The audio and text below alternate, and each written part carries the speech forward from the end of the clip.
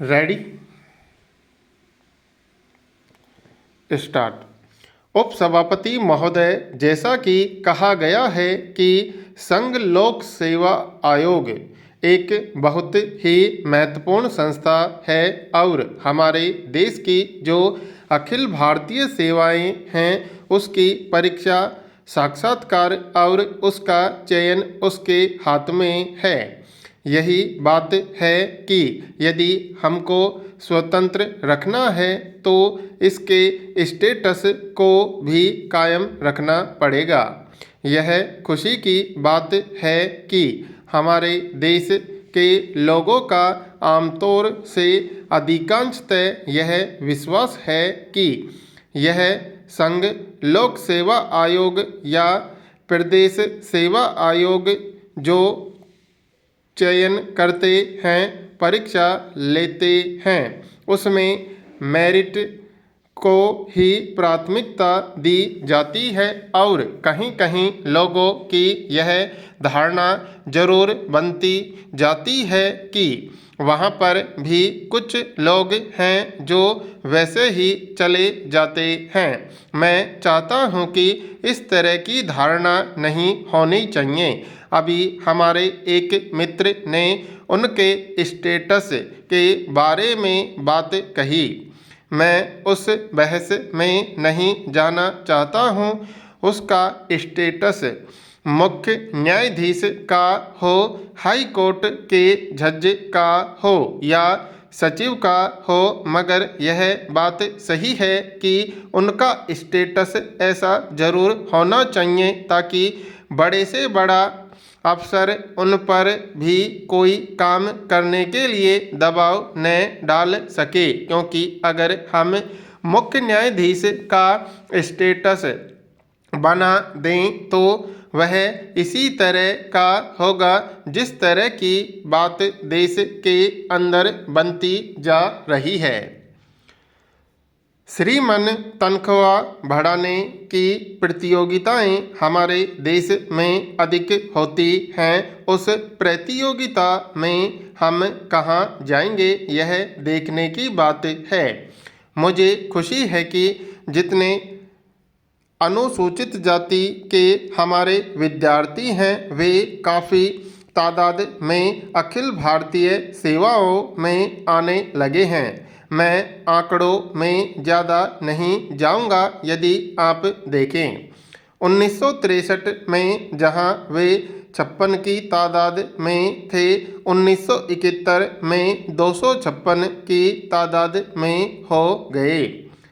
इसी तरीके से जो अनुसूचित जनजाति के विद्यार्थी हैं वे भी 4 से बढ़कर 26 हो गए, जैसा कि मृधा जी ने बताया। जबकि हम यह अनुसूचित जाति और अनुसूचित जनजाति कमिश्नर की रिपोर्ट पर चर्चा कर रहे थे कि सेवाओं में उनका अनुपात करीब करीब पूरा हो चुका है।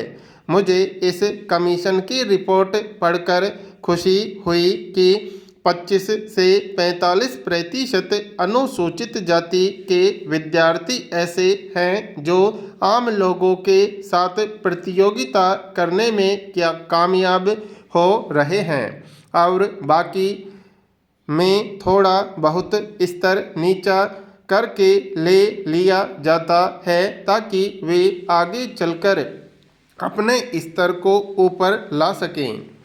श्रीमान, इसमें बहुत सी चीज़ें हैं। ज़्यादातर सरकार ने इस लोक सेवा आयोग की सिफारिशों को माना है, मगर कहीं कहीं ऐसा भी देखने में आया है कि उनकी सिफारिशों को नहीं माना जाता है। श्रीमान, मैंने यह देखा कि इसके पृष्ठ 9 पर सरकार पहले कुछ स्थानों की सूचना देती है कि इतने स्थान रिक्त हैं। उसके बाद या तो स्थानों को बढ़ा दिया जाता है या उनको घटा दिया जाता है, जैसा कि इसके अंदर कुछ आंकड़े हैं। उपसभापति महोदय, हमारी आज़ादी की लड़ाई लड़ी गई सत्य और अहिंसा के रास्ते पर महात्मा गांधी ने हिंदुस्तान की आज़ादी हासिल की। उसी आज़ादी को हासिल करने के नाते दुनिया के सैकड़ों देशों से साम्राज्यवादी ताकतों को उखाड़कर फेंक दिया गया। पंडित जवाहरलाल नेहरू ने उसी सत्य और अहिंसा के रास्ते पर पंचशील के सिद्धांतों को बनाकर पूरी दुनिया को एक दिशा दी।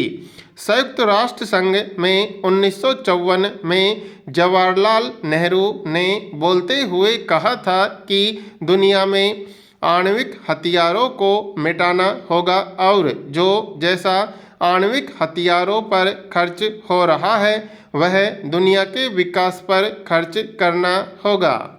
जवाहरलाल नेहरू की नीतियों पर श्रीमती इंदिरा गांधी 17 साल तक चलती रही। उसी परंपरा के अनुसार राजीव गांधी, इंदिरा जी तथा जवाहरलाल नेहरू की नीतियों पर आज हम भी चल रहे हैं। पंडित जवाहरलाल नेहरू ने कहा कि हमें विज्ञान के माध्यम से गरीबी दूर करनी है। इंदिरा जी ने उसी विज्ञान और तकनीकी के द्वारा भारत से गरीबी दूर करने का प्रयास किया।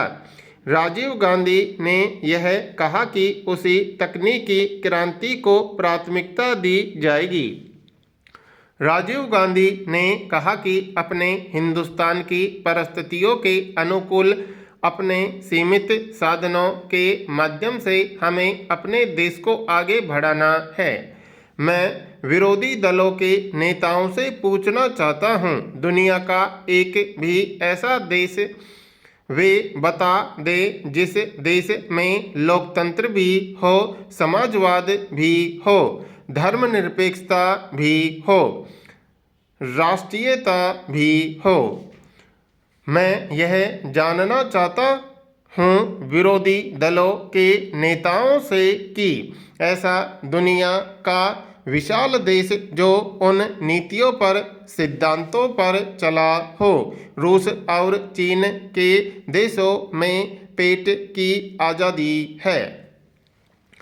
आदरणीय उपसभापति महोदया, इसमें रूस और हिंदुस्तान की मैत्री की क्या बात है? हिंदुस्तान रूस का मित्र है और हिंदुस्तान तथा रूस दोनों विश्व शांति के लिए कदम से कदम मिलाकर चल रहे हैं। हमने हिंदुस्तान में जनतांत्रिक तरीके को अपनाते हुए समाजवाद की स्थापना का वचन दिया है। हमने बैंकों का राष्ट्रीयकरण किया, राजाओं के प्रिवी पर्स को समाप्त किया, कांग्रेस के नेतृत्व में भारत की 80 करोड़ जनता को वोट का अधिकार दिया गया, जमींदारी प्रथा को खत्म किया गया, हिंदुस्तान को एक औद्योगिक राष्ट्र बनाया, हिंदुस्तान को कृषि की दृष्टि से मजबूत बनाया, तकनीकी दृष्टि से मजबूत बनाया। 20 सूत्री कार्यक्रम के माध्यम से श्रीमती इंदिरा गांधी ने हिंदुस्तान के करोड़ों करोड़ सर्वहाराओं के दिलों में आशा का चिराग जलाया। करोड़ों भूमिहीनों को भूमि, करोड़ों बिना घर वालों को घर, करोड़ों बिना जमीन वालों को जमीन देने का फैसला किया।